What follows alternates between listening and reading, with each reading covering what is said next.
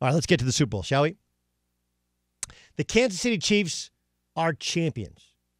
And, look, I didn't like a lot of some of the calls. I think George Kittle, that's not pass interference. Pass interference is, you know it when you see it. You know it when you see it. But I would challenge you that I don't think the Chiefs won it as much as the Niners lost it. I thought Jimmy Garoppolo was awful. Awful in the second half. They had a lead 20-10. You have to win that game. You have to move those chains. Was the play calling always great? No. Look, one of his passes to where Kittle was open, Chris Jones batted it down. It just happens. Big man gets blocked in the line of scrimmage, sticks up two big paws, and he knocks it down. It's a great play made by a good player who I thought was their defensive MVP. But in missing the guys that are open, in not checking out of run plays where the Chiefs have 10 guys within a stone's throw of the ball. And then you miss it wasn't that he missed. It wasn't just that he missed the pass to the end zone to Emmanuel Sanders. That's not the big thing. He wasn't close. Right? He wasn't close. Now, maybe Emmanuel Sanders took it a little too wide. It's possible. So maybe it was a little shallow in terms of the post. But he had a step, and you got to lay that ball up just so the only guy who can catch it, get his hands on it, is Emmanuel Sanders. Now look, Emmanuel Sanders has his hands on it, and he drops it. Emmanuel Sanders gets interfered with, or their feet get tangled. It wasn't close. But when you have the lead up 10 with the ball, 9:30 to go, and you don't score again, and you get boat raced, you give up 21 points in the last 6 minutes and 30 seconds of the game. Chiefs are good. Chiefs can score. But they didn't just win it. You had to lose it, and they did. Between not trying to shorten the game at the half, what are you doing, Kyle Shanahan? Me and Ramos and Elijah and Dan Byer, who's still en route back, we say, hey, call a timeout here, minute 30 to go. Our opinion doesn't really matter. John Lynch is a Hall of Fame caliber football player. He's the general manager, and he's like, we're going to call a timeout here? We're gonna call a timeout here? We're gonna call a timeout here? Well, are we gonna call a timeout here? Kyle Shannon's like, look, they had 3 timeouts. What do you mean you don't want to get him the ball? Why are you worried about them? Score.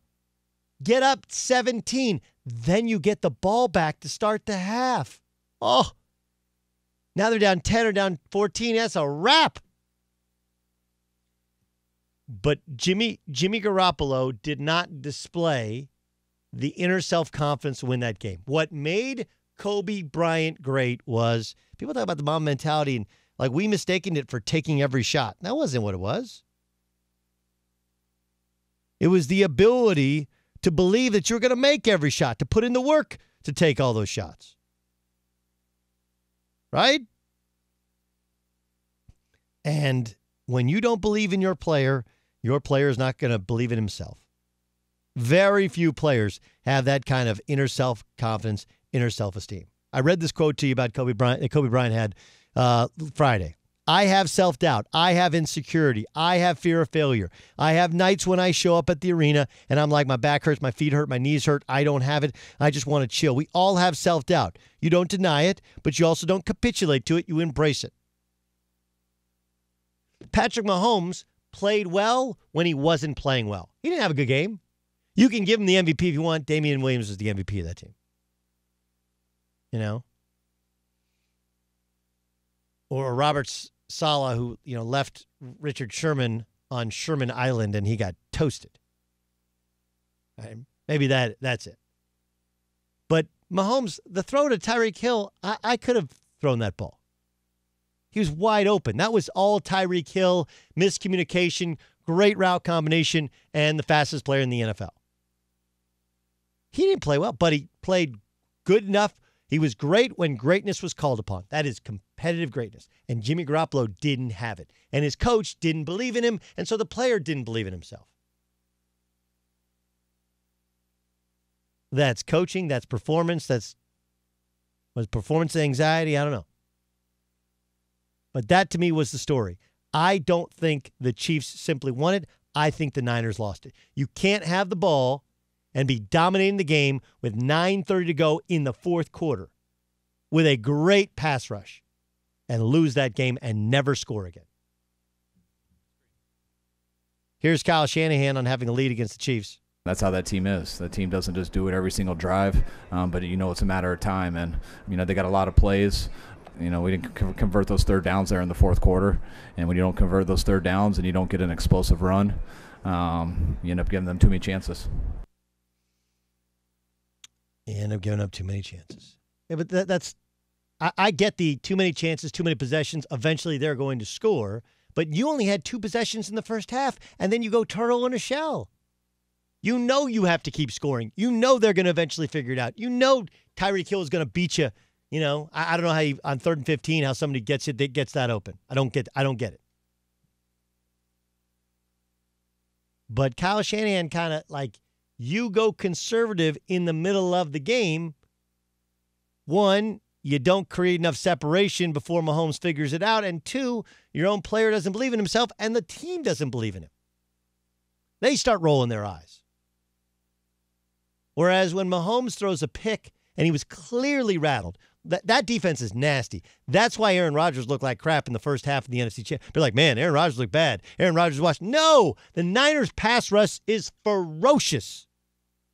Ferocious, fast, active, athletic, and they can get you with 4.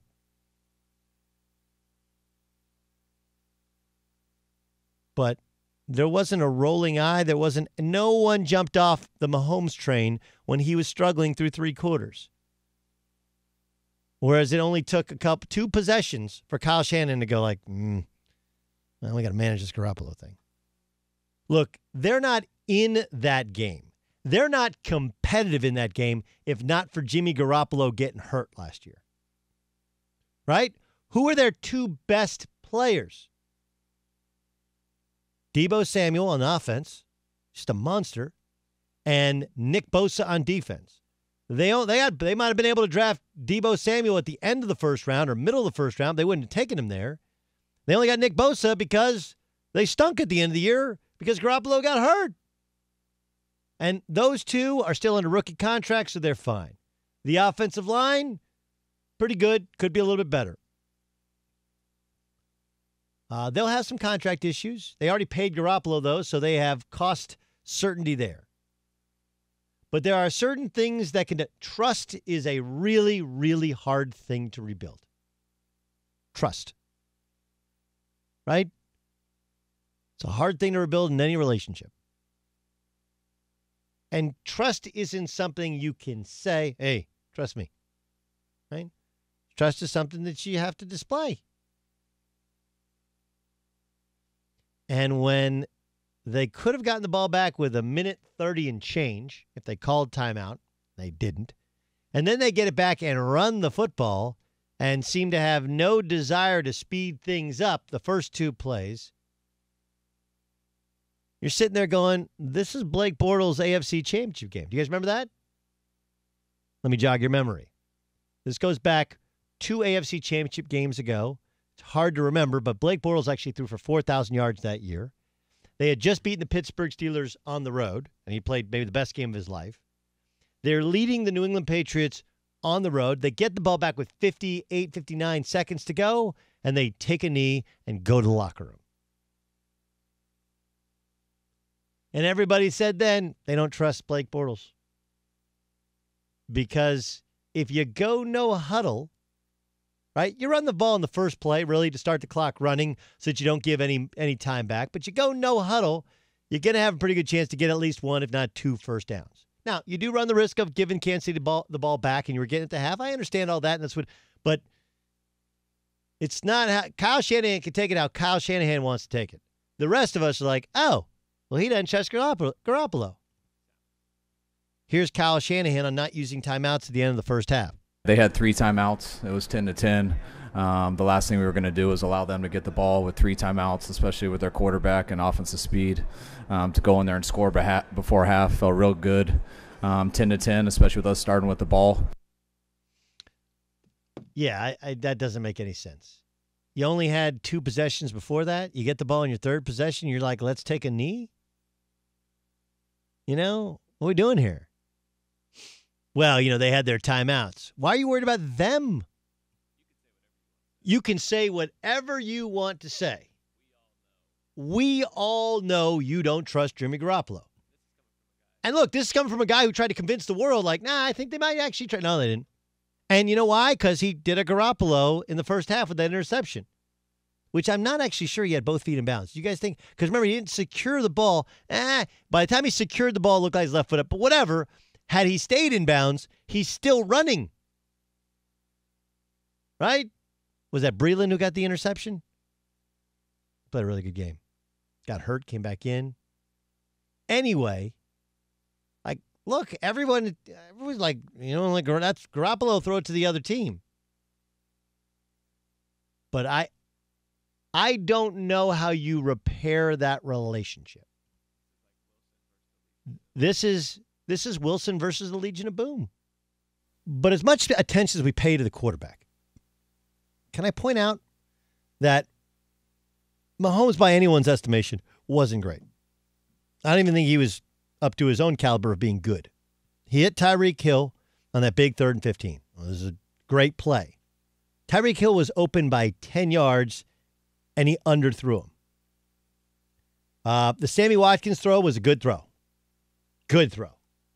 Sammy Watkins burned Richard Sherman, and Richard Sherman was toast.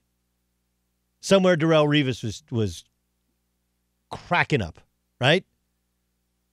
And look, I've defended Richard Sherman in the past because early on he talked the talk and walked the walk. This time he just talked the talk. But to me, the offensive player who made the most game-breaking plays was Damien Williams. There are several plays in which he could have been brought down and he found a way to get first downs. He just made plays. Just made plays. From scoring touchdowns to making plays out of the backfield, catching the football, positive yards. They're not a great running team, and they ran the football pretty well. Why? With Damien Williams. Did he have some help from offensive line? Sure. Play calling? Sure. And then defensively, look, the defense won him that game. You're down 20-10, and they turn the football over. Pat Mahomes does. And they got 2 stops. 2 stops. And got him the lead. It actually became 4 stops, right? But it was 2 immediately. And I thought Chris Jones was he's a major factor as a run stopper in providing pressure. And then he had 3 massive deflections. Damien Williams should have been the MVP. Chris Jones had a couple of massive game-breaking plays. And I thought Pat Mahomes did not play particularly well. Even on the big plays, one of those 2 big plays, he underthrew Tyreek Hill. Part of his Tyreek Hill so fast, but relatively clean pocket and didn't deliver the mail on time. It kept it from being a touchdown. But let's not erase how many below-average plays, the 2 fumbles, the 2 interceptions that Pat Mahomes threw. He's getting credit for putting out a fire that he started. Hey, what up? Doug Gottlieb here. Make sure you subscribe to our YouTube channel here at Fox Sports Radio. You can catch my show, all the shows on Fox Sports Radio, unique interviews, strong takes, just interesting discussion on the sports topic of the day, of the week, of the month. It's all encompassing. It's everything you need right here on YouTube. Subscribe.